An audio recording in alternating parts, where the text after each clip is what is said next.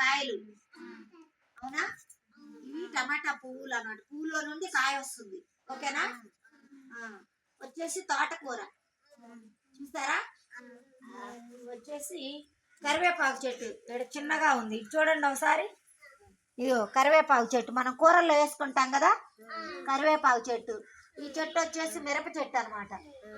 ఈ చెట్టు గోంగూర, మనము పప్పులో వేసుకుంటాం, ఓకేనా?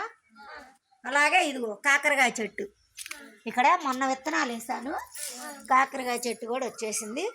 ఇకపోతే ఇక్కడ సొరకాయ చెట్టు, ఇలా చూడండి ఒకసారి అందరు లైన్. హాయ్ పిల్లలు, ఈ చెట్టుని దొండకాయ చెట్టు అంటారు.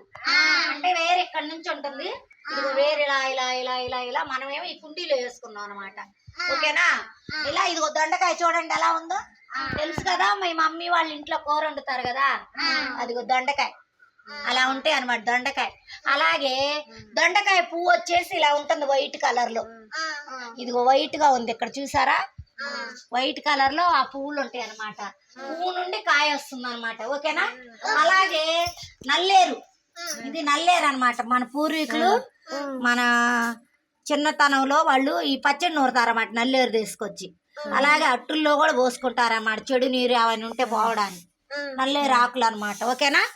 అలాగే కాకరకాయ చెట్లు అవన్నీ చూపిస్తారండి అమ్మ పిల్లలు. చేయబట్టుకో కాకర చెట్టు అనమాట ఇది, ఓకేనా? మొన్న వర్షాలు పడ్డప్పుడు కాకర విత్తనాలు వేసాం కదా మనం, అవి పూసినాయి అనమాట. ఇదిగో పువ్వులు వచ్చేసి ఇలా ఉంటాయి, కాకర పువ్వులు. ఈ పువ్వులో నుండి కాయలు వస్తాయి అనమాట, ఓకేనా? అలాగే మిరప చెట్టు, ఇదిగో మిరపకాయ చెట్టులో నుంచి ఇప్పుడు మిరపకాయలు వస్తాయి పువ్వులో